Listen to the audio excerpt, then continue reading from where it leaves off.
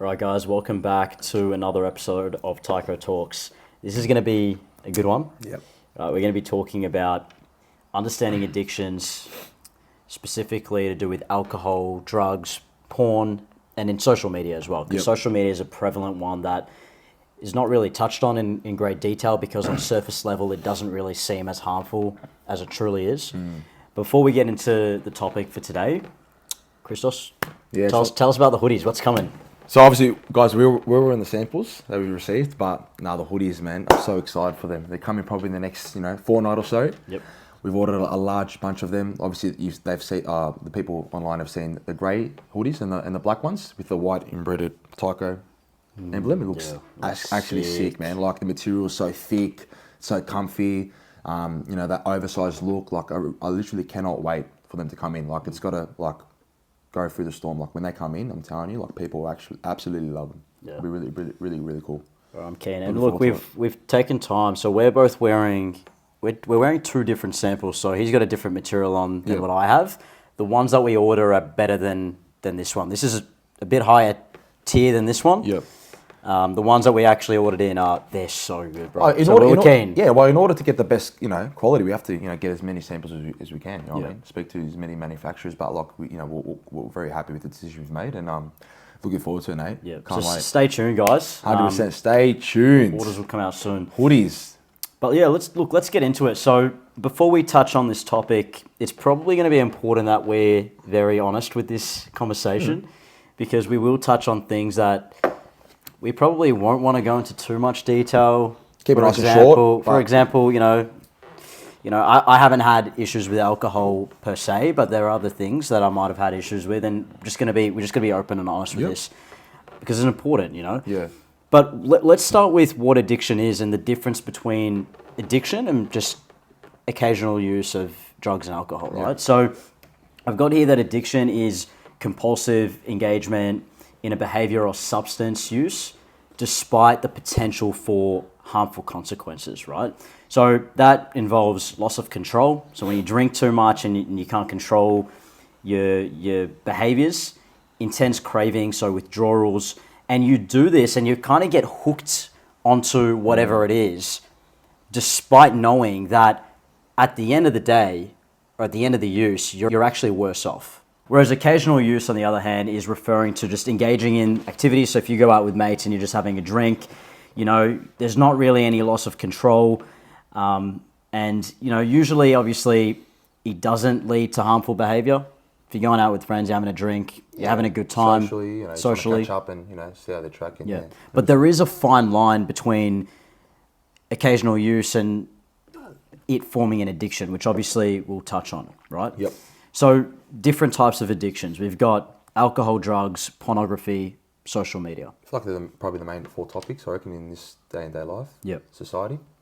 But obviously, I also want to touch on, start off with, we'll go a bit into social media, I reckon, to start off with. Yeah, done. I feel like that's kind of, the biggest out of the 4. Because, everyone's on social media. Everyone has phones, everyone has TikTok accounts, Instagram accounts, Facebook accounts. But I feel like, the addiction behind social media, can have a massive impact on individuals' mental, emotional, state of well-being, even in society as a whole. It's so massive in a sense, even for young entrepreneurs, if they follow another business or another company that they're similar in and they're doing so well, you get that kind of urge and that mental capacity. You see them doing well, then you're like, why aren't I doing well? And it stuffs you with your brain. So I feel like you got to just take a step back, chill, and not obviously take social media too seriously, because if you do, then it does become an addiction in a sense. So if you take social media really, really seriously, it does become an addiction, and in a really bad way, because it does affect your mental health. And I'll get into that as well, because the excessive use of social media, can contribute to lots of mental health problems such as anxiety, depression, and low self-esteem as well. And especially I feel like for girls as well, you have that perfect body image on social media, that fitness fanatic, this, that, you know what I mean? That's dictation of that perfect girl. You have girls like the supermodels and all that. It's really bad look for girls growing up as well, in high school, in young teenage lives as well. I feel like that they follow these girls on social media and they kind of want to present themselves like that. and it's not really, you know, the normal way of going in life. So, yeah, it will come across with lots of health problems in saying that, but you know, the constant comparison of others, like, you know, cyberbullying, you know, the fear of missing out, you know, FOMO. You know, I used to get that a lot in my young 20s, especially in COVID as well. Like, you know, my mates are going out, and I'll get extreme FOMO, you know, because I'm at home, you know, and they're out having fun, I should say. So even that affects your mental health as well, that FOMO side of it. You know, and that kind of negativity of, you know, of the mental health aspect of social media. So I feel like just take a step back, you know, don't look at others and be like, you know, I want to be like that, because social media is all fake.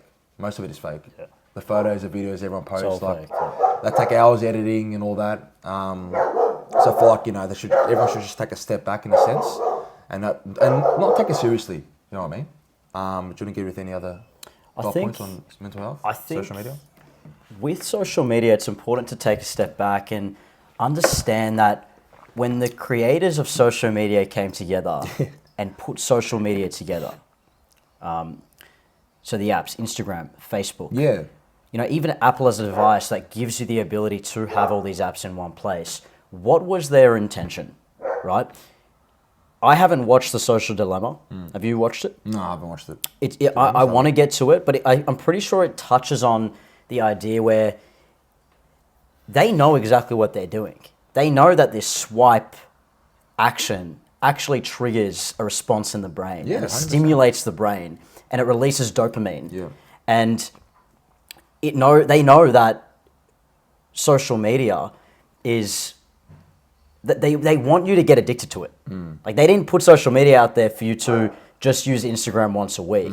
Their pure intention behind it was for you to use it 24/7. Yeah. And so if that's how they've actually created the platforms and the way that the platforms function and updating your status and posting stories, if their pure intention was to keep you on the app, because that's what they want at the end of the day. At the end of the day, the only thing they care about is how long do you spend on that app. Yeah. So if we start from that premise, it goes to show that you're absolutely right. I mean, social media is a drug. It's the same way that that alcohol works. It's the same way that, you know, recreational drugs work, right? Yeah. So I guess, as you mentioned, you know, touching on what social media does, I think in today's society, especially with women, comparison is the biggest thing. Yeah. Because women, and it's just as bad for men as well, but women have... I feel like it impacts women more, but... Absolutely. Mentally, socially and all that. But I'll tell you where it impacts men, not in the physical, not in the body image. It impacts... In the money sense. In the not even money, sense. yeah, I agree, but also dating. Yeah. Because if you've got girls on Instagram, they've got so much more access to men out there than they did in the 80s. Yeah. And I said this, I was actually talking to someone the other day, and I said, if I was born in the 80s and I was dating in the 80s, I'd be a solid 9 out of 10. Because I think I have an okay personality. I don't think on an attractive level physically, I'd probably give myself 5.5. But the point is, in the 80s, there was nobody to compare me to. Whereas in today's age, I'd probably give myself like a 5 out of 10 in terms of chance. Like, it's very average in terms of my competition out there, because the competition is so available. Like, it's just there in your face, right? So I think it harms men in that way. Yeah, with all the apps, yeah. Because women can see where the competition, can see like I said, how many men out there. Like I said, million of men, like, you know, exactly across the world. Exactly. Yeah, you're right. And then it harms women in a body image type of way where they're comparing themselves to models who, by the way, all fake.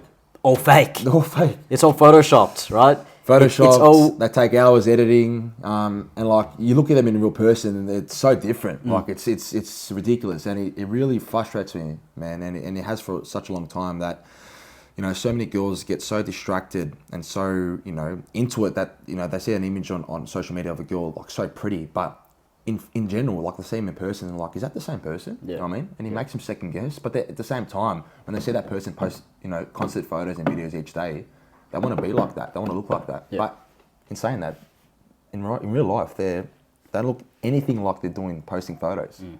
But yeah, anyway. But no, I agree. And I think social media is an interesting one because on surface level, it doesn't appear harmful. Yeah. Like, oh, it's just Instagram. Like, it's good. And that's like, how you know, sneaky... You get your stuff out there. Like, don't get me wrong, social media is good. If you have a business and you want to get out there to the community and make money and all that, it is good. It's not all negativity. But I feel like where we've come wrong is, like you said, right? Like, taking a step back and, like, you know, you're relating it back to the 80s. You know, like, girls, they didn't have millions of men to pick from. Because, you know, for a girl these days, it's really easy to get men. You know what I mean? It is. And as for men these days, like I said, it can impact them because it is hard for certain men to get women these days because, you know, women have lots of opportunity and lots of options to pick from. But in saying that, I feel like you've hit the nail on the head. You know, take a step back, you know, just, you know, focus on yourself. Don't look at social media as an outlet. Don't spend too much time on it, and just focus on yourself. And I'm telling you, you'll find someone that you'll, you know, be very attracted to and have the same beliefs as you, and, you know, everything will fall into place. You know, it's all in God's hands, I'll say. You know what I mean? But no, 100%. No, for sure. So look, social media, that's definitely something that is a bit more subtle, but is definitely taking, you know, a majority of people's brains away from them. Yeah. A lot of people's attention, a lot of people's time it revolves around social media and the use of social media. So I think it's an interesting thing to look at because it is destructive. It's just destructive in a very subtle way. Yeah. Another thing that we should talk about is pornography, because this is obviously a bit of a taboo type of topic. Nobody wants to really talk about it in person, but I think porn is probably the most destructive out of the four, to be honest. So you might think social media. I agree, social media is very destructive. Yep. I think alcohol and drugs is really bad as well, but I actually think pornography is probably the most destructive out of the four. I feel like pornography is in impact of relationship sense. But I feel like mental health wise, I feel like social media is a little bit more than porn. Yeah, that's fair, yeah. But in saying that, I feel like pornography, when it comes to relationships and the impact of it, I feel like because of the excessive use of pornography on social media, right, can strain real life relationships as individuals. And they may kind of prioritize their time on pornography every day. And even like that swiping, you know, they prefer that swiping over face-to-face communication. Like if they can sit there, top up a girl online and look at them and, you know, get turned on by it, like they prefer to do that than go out and actually meet a girl face-to-face and have a proper conversation with them because they're not used to talking to girls face-to-face. But it's so different being a keyboard warrior at home, right?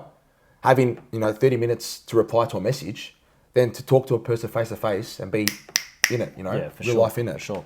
But look, just to take a step back though, because I do want to break it down into three categories. So the first negative impact of pornography is that it weakens men, and you kind of touched on that. The second is that it's actually a danger to women, massively. And I want to touch on these in more exposure, in more detail in a second. And the third one is this concept of sexual transmutation, which is talked about by Napoleon Hill. So he's an author. He's the author of Think and Grow Rich, The Laws of Success, and he talks about this concept of sexual transmutation. And I want to tie it into pornography, but we'll leave that to the end. But let's talk about how porn weakens men. So you mentioned that obviously you've got a bunch of men, and we talked about this on our last podcast, or 2 podcasts ago with toxic masculinity, how men are weak these days, right? They're wusses. They're wusses, okay? Now, if you're sitting there using porn once a day, twice a day, what do you think that does to the male brain? Why do you think that weakens men? First of all, it makes them intellectually slower.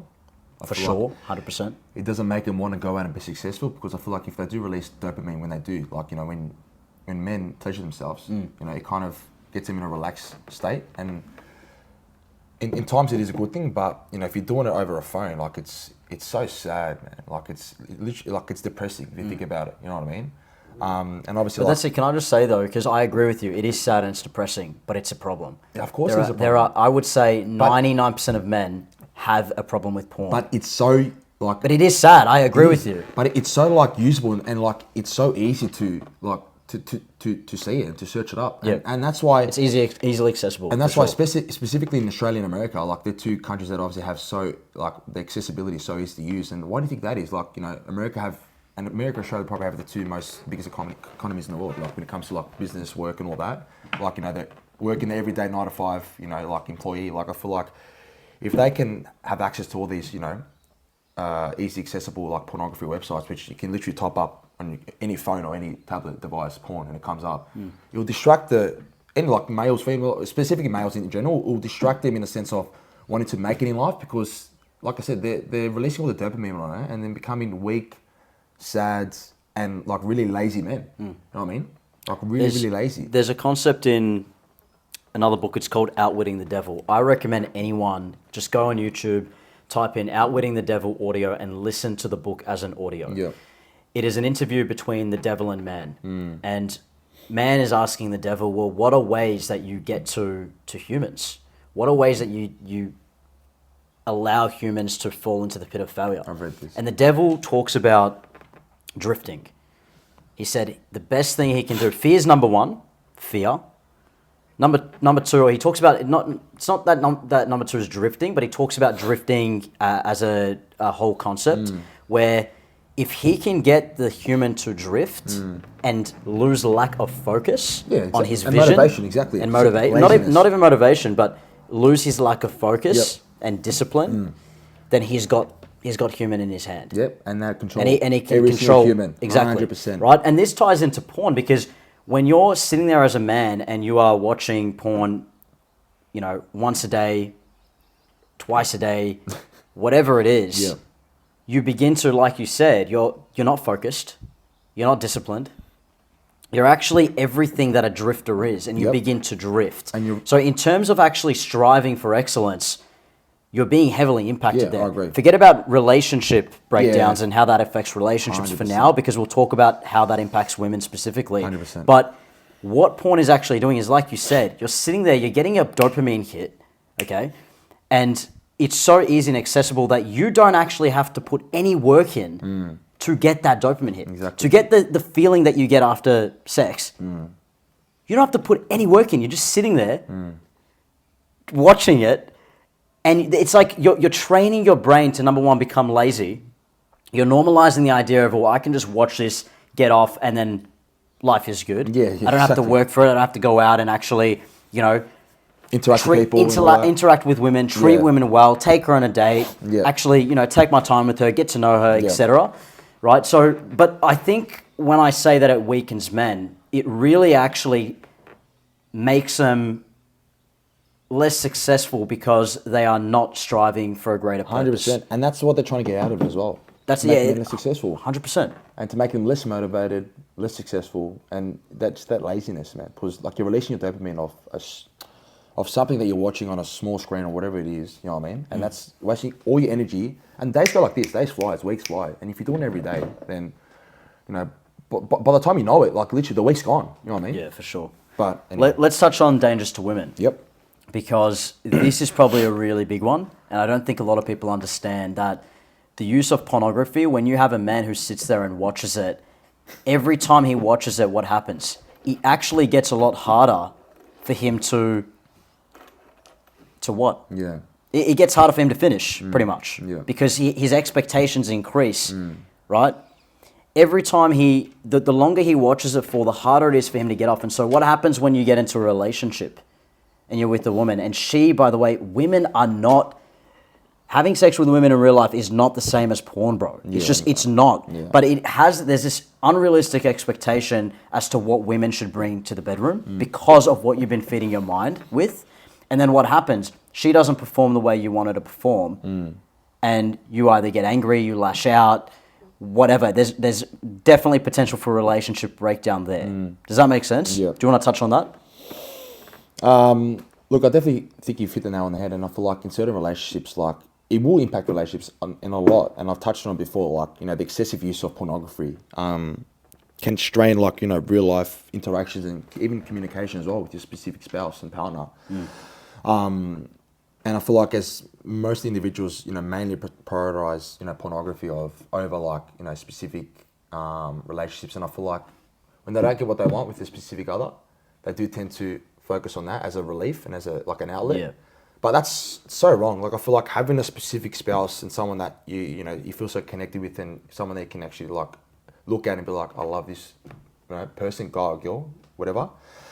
And then obviously when you do have that, love and affection side of it as well, like, when you go in the bedroom and, make love, it's so special. And that's what God has created us to obviously do, to create kids as well. That's how, life is formed, and that's how, you repopulate and make little ones of your own. And I feel like it's so special in a sense. And I feel like porn is gravitating, that old school generation sense of, obviously, waiting to get married and have kids and then to have sex. But I feel like regardless, if you have a spouse that you love and adore, that love in the bedroom is so special and so pure.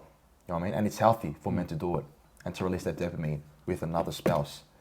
That sexual chemistry and that sexual energy that you get off someone else. is like so good for, you know, your mindset, your motivation, even your success as well. Like it's so good to release yourself with someone else. You know what I mean? In a really, really good way, in a lovely way. So yeah, just to touch on that, it does impact relationships in a lot because they do kind of prioritize that over relationships, and you know, it tends to obviously break up relationships. It tends to, you know, get the specific male species, you know, very angry, very uptight, and the communication levels is really bad, and then, you know, one thing leads to another, then, you know, there you go, you move on to the next year. Like it's not on, man. It's disgusting. It's quite, I mean, and you think about, now we talk about accessibility, we talk about social media, we're actually finding that as technology is more advanced, becomes more advanced, we're finding that actually really young boys are starting to have access to stuff that they might not have had access to in the past. I mean, yeah, even when I was like really, really young boys, like 12, 13. And if they're already kind of viewing this explicit content online, obviously in the long term, their expectation on how to treat women is going to be so skewed, and it's actually going to harm women big time. And so, this is kind of interesting because I don't want to touch on OnlyFans too much, but it's funny because a lot of people are like, yeah, OnlyFans, empower women, let women do what they want, let them blah, blah, blah, blah, blah, blah. It's like, no, you're actually helping this industry. That's another thing. You're helping this pornography industry, and all it's doing is it is going to harm you in the end, right? When you've got a partner who's so addicted to porn that he can't take you on a date, actually make love to you the way, because sex is not a bad thing. We shouldn't demonize sex, okay? With natural boundaries, it's natural. But I think the danger of pornography is that obviously people, well, men specifically, have unrealistic expectations of women, and then that leads to obviously, you know, long-term harm for them, and that's where they have to then feel like they need to change their body type, or they need to do something that's really weird that they shouldn't be doing in the bedroom. And it's just overall really, really toxic and dangerous. The last point I want to touch on is sexual transmutation. Now, this is really interesting, and I'm going to go deep down the rabbit hole, so just bear with me with this one, right? But this concept is the idea that you turning your sexual energy, all right? So the feeling that you get of being attracted to a beautiful girl or your partner, you know, the feeling where you're like, you know, I love this girl, I just want to make love to her. It's actually using that energy to motivate you in other areas of your life. So when you have a girl who's by your side and you are so in love with her, using that attraction to her and that sexual energy that you have to then be like, well, I'm going to be a man, I'm going to go work towards my vision and my purpose, and I'm going to do everything I can to provide for her. It's using that energy in other areas that actually help you become a better man. Now, obviously, there are boundaries with that. You have to learn how to control it and how to have it drive you in a positive way. Now, if that is a concept that Napoleon Hill touches on, where sexual energy can be used to motivate men, if harnessed in the right way, then it makes so much sense why the porn industry exists. Because if you can get men to view sex as a toxic type of way, which porn promotes, then you actually get the opposite of being motivated, being disciplined, striving towards a massive goal, because you're then becoming a drifter watching porn every day. Does that make sense what I'm trying to say? 100%. And so it kind of makes sense. Like, if you want a generation of men who are lazy and not driven and don't want to go and pursue women face to face, it makes sense why you push porn in young men's faces. Because the opposite of that, because if young men can learn how to harness their sexual desires and not just, and not be, you know, you're manipulating the generation, you know, the new generation that's coming up, and you know, obviously technology growing so fast. Like, that's a main priority, to brainwash the generation of young kids growing up now and having them allowing to have access to so many outlets out there. You know what I mean? Like, you know, young 12, 13-year-olds are having phones nowadays. Like, I got my first phone, like, it was in year 9, year 10. Like, I was 15, 16 years old, and I just had the phone just to obviously know, and my parents gave it to me specifically, you know, to obviously know where I am and all that. But in saying that now, like, for like kids that are 8, 9 years old are having phones. Like, it's crazy. It's crazy. But anyway, it's pretty scary. Let's touch on one thing actually before we move on, because this is interesting, right? Why are kids at the age of like 6, 5, 4 using iPads and phones? It's because and this is, I'm not blaming parents because I'm not a parent and I'm not in their shoes. Yeah, but it's a lot easier when you've had a really tough day at work. As parents, it is a lot easier to shut your kids up by giving them a freaking iPad or a phone. It is so easy to just shut them up. Like, here, take this, watch Peppa Pig. You don't know what they're searching. You know, believe it or not, 5-year-olds are actually smart. I have a nephew who's, 6 or 7. Yeah, 100%. He can freaking, I'm sure he'd be able to search whatever, or he'd be able to come across something on YouTube that's like not appropriate for him. He sees an ad. Or sees an ad, Yeah, exactly. right. So you don't know what pops up. I think that's another thing, and I think that's a conversation in itself where, well, how do you parent better to ensure that your kids are not being exposed to technology at an early age? But look, let's move away from porn for a bit. Yeah, that's a good topic. And talk about drugs and alcohol. Yeah. And do you have any experience with this? Because personally, I don't. Yeah, look, obviously, I don't have any bad experience with it. Yep. But I feel like, I know this for a fact, that I feel like people do gravitate to a sense of wanting and needing drugs and alcohol when they go out. You know what I mean? That they physically, mentally, socially need it in their system to go out and have a good time. You know, they feel like they're cool. They feel like they're fitting in. You know, they get this buzz and this, type of high from it, in a sense. And, look, it's been like that for a very long time. Even back in the day, drugs have been around for, over 50, 60 years, you'd say. But I feel like nowadays, I watch lots of Netflix documentaries and series and movies. I feel like drugs nowadays has been shown to us so naturally in the face. Like, it's so natural to take drugs or cocaine. Like, in so many movies and like series I see, like in every specific episode or scene, like there's either, the guy or the girl's like, doing cocaine. Like, and they're trying to visualize that to us as well. Like, it's so natural to do it in a sense where, it's drugs, it's bad for you. Like, and I'm a very, very religious person. You're a very, like, I'm not sitting here saying like, I've never drank alcohol, but I've never touched drugs in my life. Never have. But obviously I do go out and have a good time and drink alcohol, but I can control it in the sense, like I've never been to a specific point or place in my life that I've gone out and I don't know what I'm doing or don't know where I am or don't know who I'm texting. That's all crap. You know what I mean? I've gone out, had a good time, had a couple of drinks and all that, I've had fun in that sense. But in saying that, I feel like people gravitate too much on, having drugs when they go out and they need to have it for them to have a good time. You know what I mean? That's my experience with it. Yep. People need to have it to have a good time. It's interesting, and I agree. I think that 90% of society need alcohol or drugs to have a good time. Yeah, now, exactly. I actually can't relate, and I don't know why.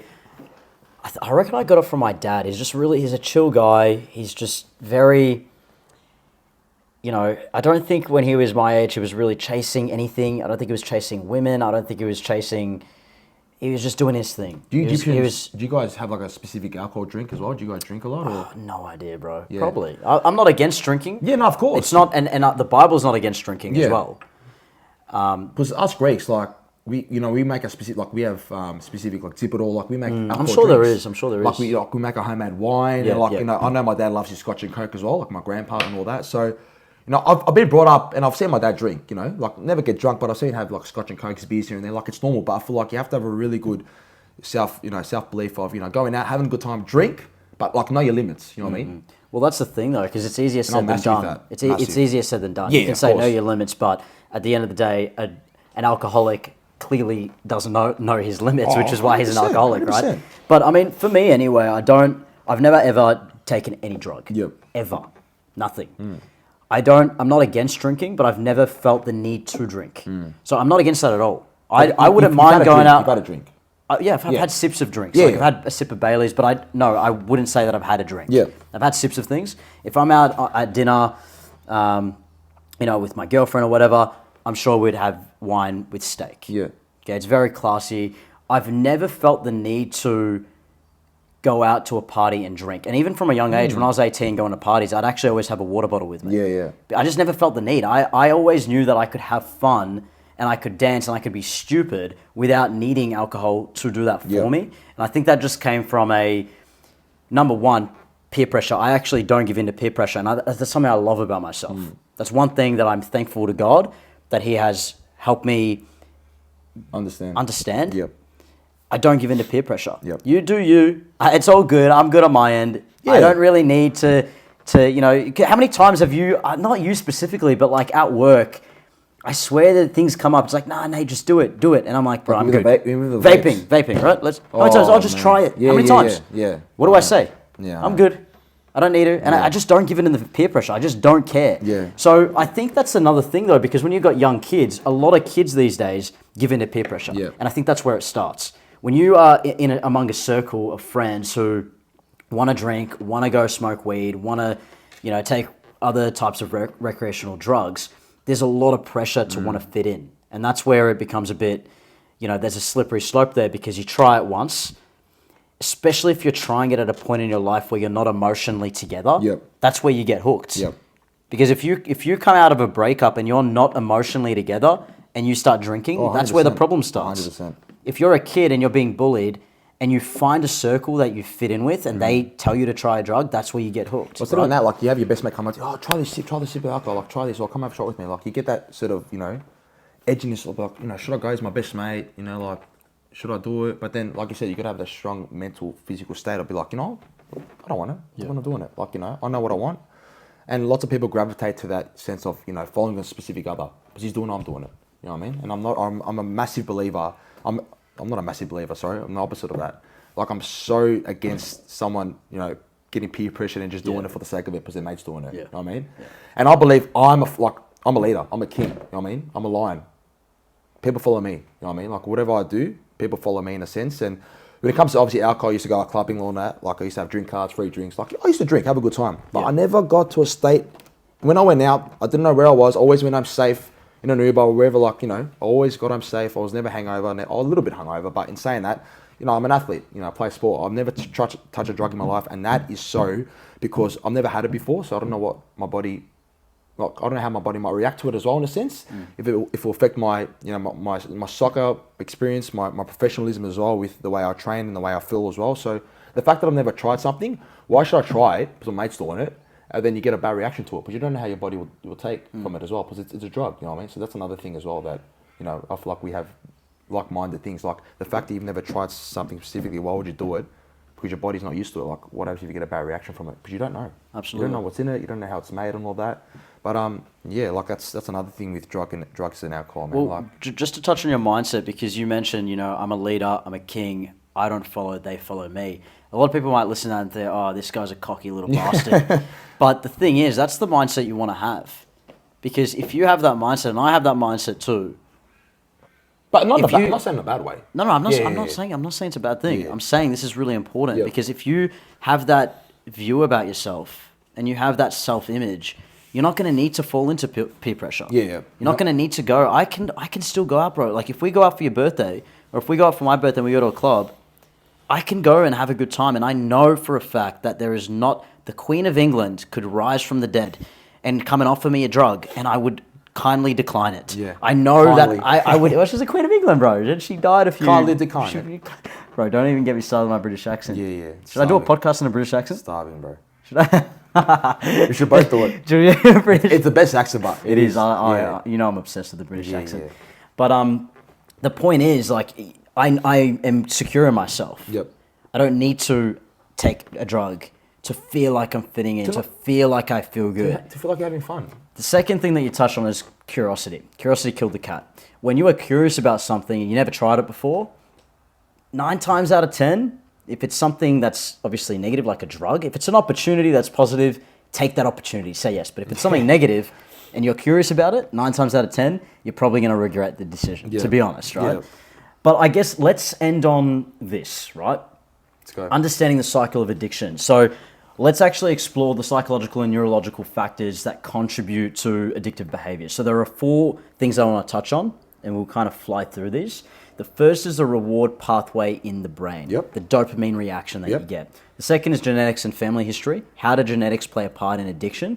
Third is psychological factors. So things like stress, trauma, you go through a breakup, you resort to alcohol, etc. And the fourth is social environment, which is kind of what we touched on, where your friend group, your inner circle, are actually peer pressuring you into taking this. So first one, let's touch on dopamine. Do you want to touch on that?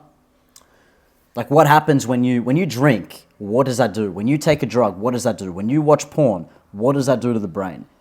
Well, it's a simple answer. Like it it eliminates your dopamines and it eliminates your sense of like doingness. Like it affects what you're doing, how you act, and I feel like most people regret when they drink after a night out because they do something that they technically would not do if they don't drink. So it does affect the way they act and the way they think and the way they speak and the way they do stuff. They might take a certain drug or drink too much, and then on a night out they might behave in a certain way. Then the next day they regret it because it affects your dopamine. It affects your brain in the sense of the way you act, the way you walk, the way you do everything. So I feel like it does affect you in the sense of that. And I feel like like I said, you got to take a step back, know your limits. And yeah, don't get peer pressured, like we touched on previously. You know what I mean? Can I touch on dopamine for a bit? Yeah, go. I think it's really important. Now, why this is essential to understand is because you have an average Joe who just lives life, doesn't take drugs, doesn't take alcohol. For him to get that dopamine hit, dopamine is obviously the feeling that your brain gets of pleasure, satisfaction, motivation. It takes a lot more to get that in a normal, like for me, for example, I get that dopamine hit when I exercise.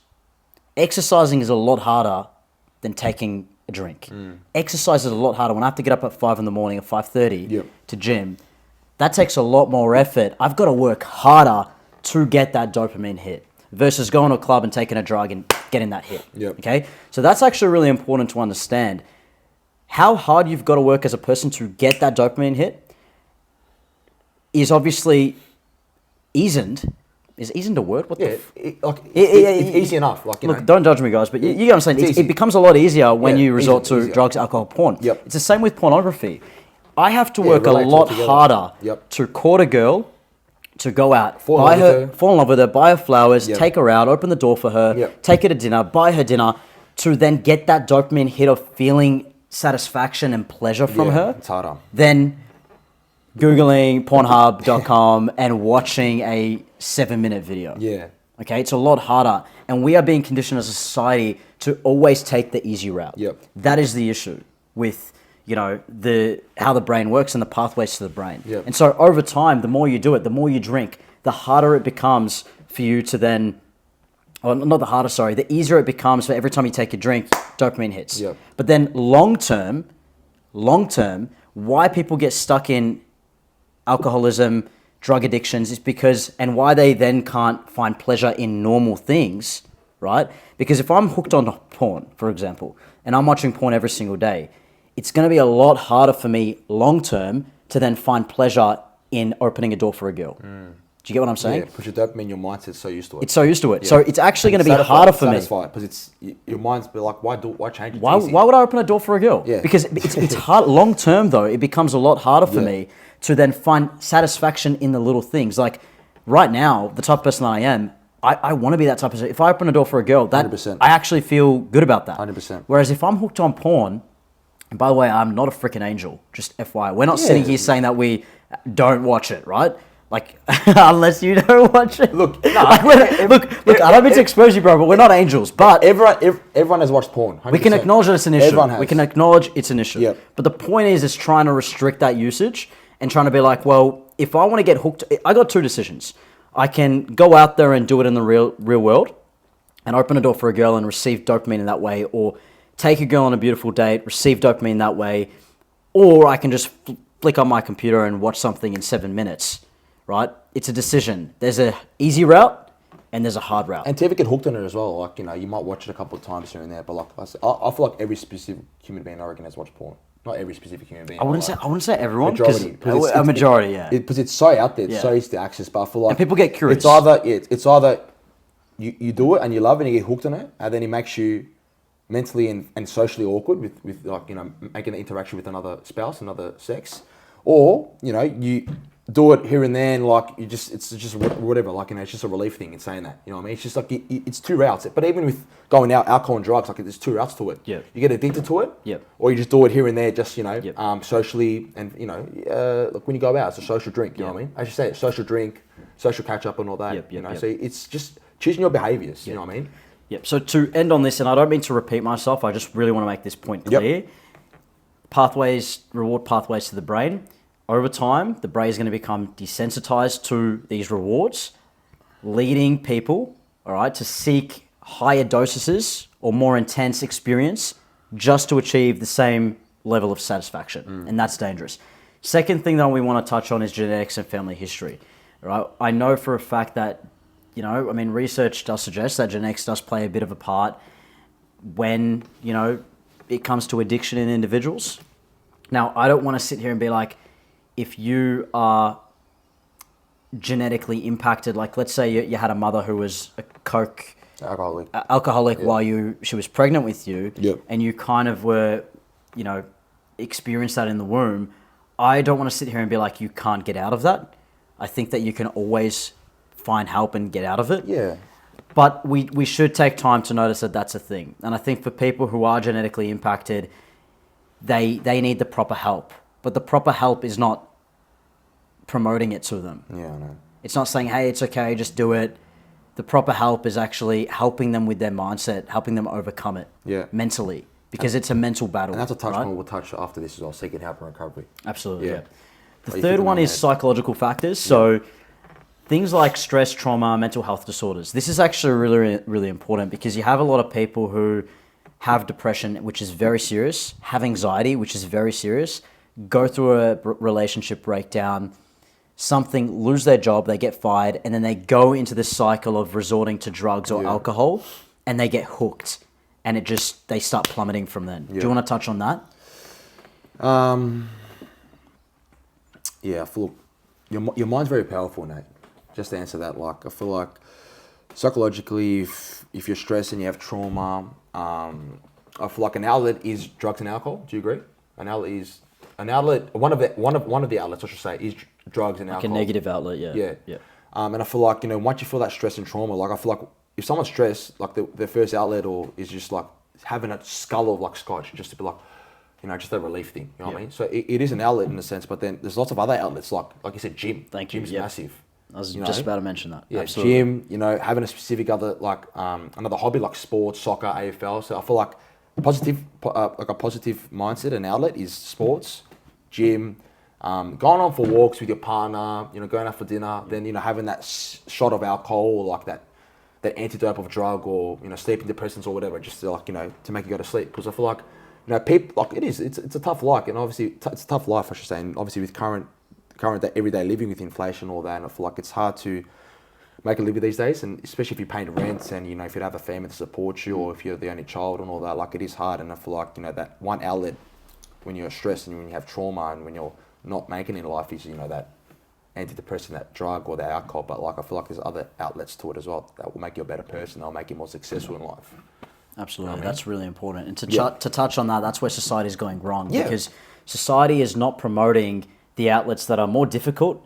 It's difficult to get up in the morning and go for a run. It's difficult to do all this stuff. They're not promoting that stuff because it takes a lot more mental effort for you to do that. But that is the right outlet. Yep. When I went through a period I had actually really bad social anxiety. Yep. In my early teens. Yep. Really bad. I don't think I've ever been depressed, to be honest. I'm not going to touch on that, but I had really bad anxiety. Yep. And if I had resorted to alcohol and drugs, I don't know, I'd be a completely different person. Yeah, 100%. Whereas what I did was I went to gym. I started working on my physical strength. Yep. And that was your outlet. Absolutely. And then even to this day, 10 years on, you're still doing it. Exactly. I'm still doing it. Exactly. And it really, and I get my dopamine hit, 100%. but I have to work for my dopamine hit because nothing should come easy, right? So I work for it, I get it, I feel better about myself, and I become disciplined as a person. So I think that's really important what you touched on just then. Now, obviously, it's kind of tough because a lot of people do go through this and they're kind of told to just go have a drink with a friend. Just take this, smoke weed, it will relax you. Smoke weed. It's not even that, just go and have a couple of drinks and that's it, you'll be better. You'll feel fine. I've come across that a lot. Oh, you'll be fine. Just go and have a couple of drinks. Just go chill. Go chill, then go home, sleep, and you'll be good the day after. You know what I mean? But really, that's actually more harmful in the long term. 100%. So I think people need to be aware of that. And when you are going through hard times, because people go through hard times, people go through terrible relationship breakdowns, marriage breakdowns. People deal with crap, bro. Work, family. Like you said, the cost of living. People are stressed these days, bro. What happened in COVID with alcohol, bro? far out. Alcohol went through the roof. Alcohol usage and domestic violence. And it was funny because... Well, it's not funny, it's funny, you know why? Yeah, tell me. They locked down churches and holy places, but they had liquor stores open. Yeah, well, that's ridiculous, yeah. But that's the thing, because even church is an outlet. You're right, they locked down church, they locked down the gyms, bro. I'm saying that, but they locked down the good outlets and they're leaving the bad outlets open so people can resort to that. Yeah. So that's what I mean. And then what happened in COVID? Like, you had a bunch of... Everyone really felt it. Yeah. Whereas in COVID, I actually had such a good time in COVID. Yeah, same with me. 100%. No offense. Like, report me to the government if you want. Screw the rules. I was walking 5 hours a day, bro. Forget 1 hour a day. I was walking 5 hours a day. They're rules, but they're not part of the legislation. They're not laws. They're rules.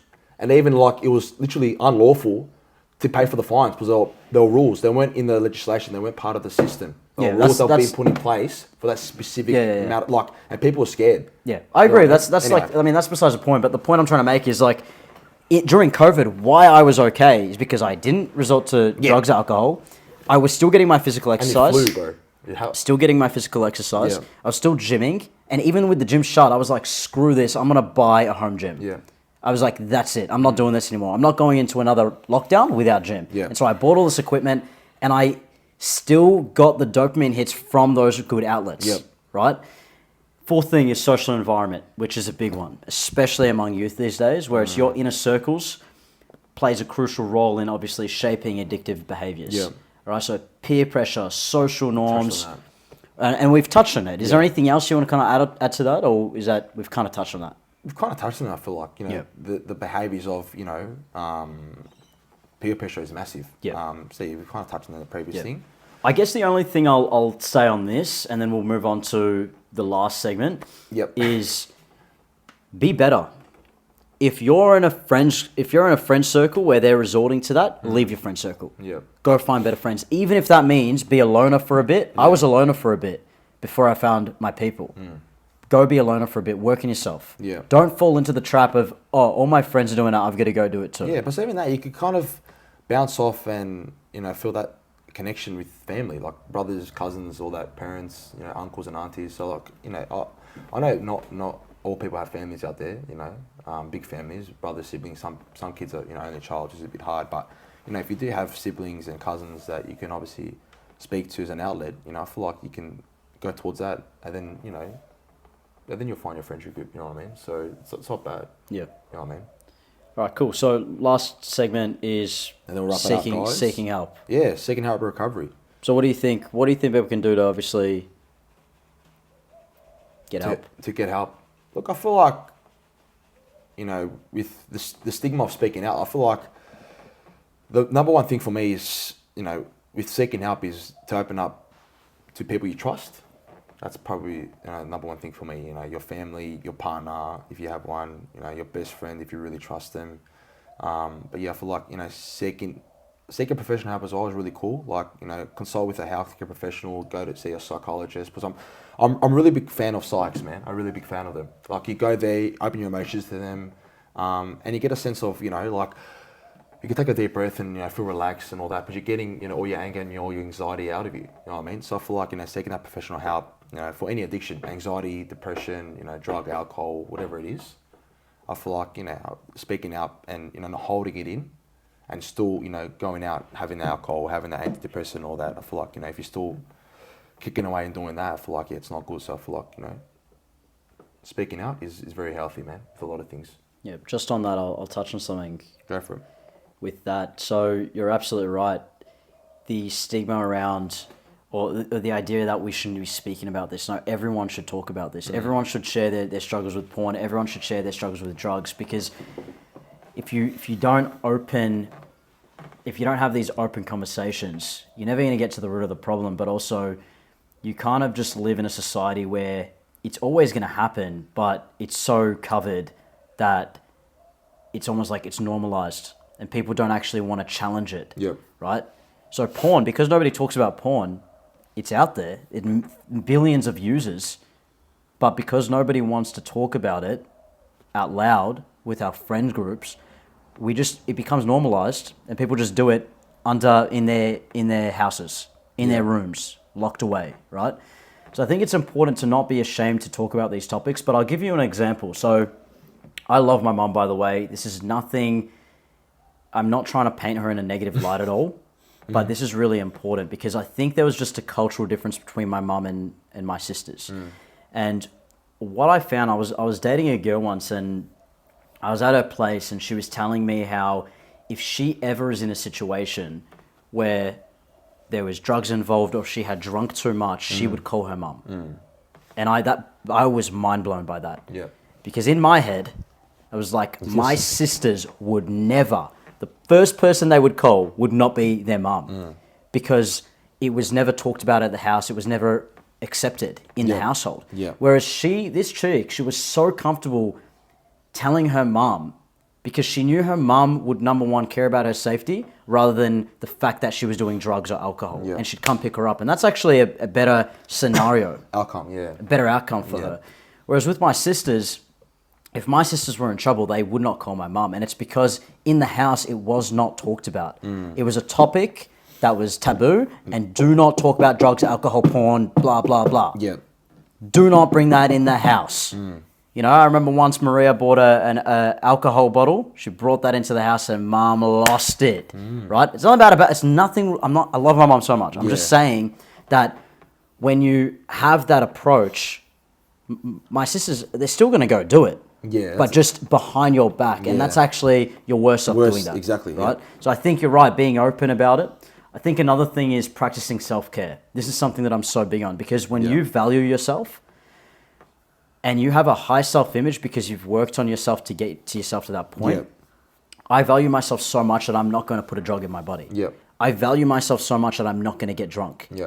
I value myself so much that I'm not going to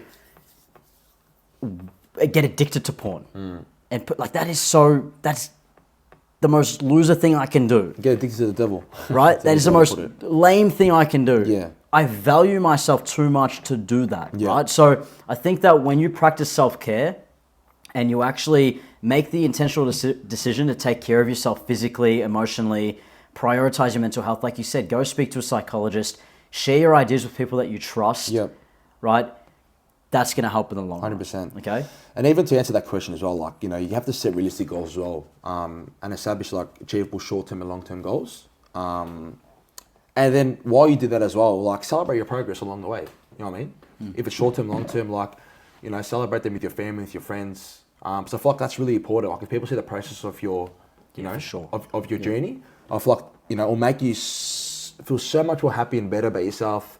And yeah, you're doing the right job. You know, people can see it, and I feel like it's with anything, works, like sports, anything in life. You know what I mean? If you share the progress and the journey, you know, you'll get all these, you know, amazing comments. You might get that 1 or 2 hate comments, but that's you're always going to get hate. But in saying that, like, you get more good than bad, and it'll make you a better person. It'll make you keep pushing for greatness. You know what I mean? Yeah, but yeah, I feel like that's massive as well. That's really, really important. Yep. And I think that's a good place to kind of end up. Yep. I think, obviously, a really interesting topic. Kind of bit, maybe we spoke a bit too much, I don't know. You reckon? How long do we go for? No, I'm just saying, like, in terms of like how open. deep, too open. But I think, like I mentioned, I think it's important. Yeah, You know, I think it's important to have these conversations. Have these conversations with your friends. With your loved ones, with your family. And with people that you care about as well, and we'll wrap up on this. Don't just allow this behavior. If you know someone who's struggling with like porn or struggling with alcohol, have crucial conversations with them. Help them understand their true value and actually have them increase their standard. What's the standard they want in their life, and help them increase it, right? Yeah. Because if we all do that on an individual level with people that we care about, the world will be a better place. Help them set goals and, you know, aspirations and beliefs, you know what I mean? And make them vision it, which is very powerful. But definitely speak out. Seek help to your loved ones, and the world will be a better place. Done, man. All right, cool. Well, we'll wrap up there. Good job.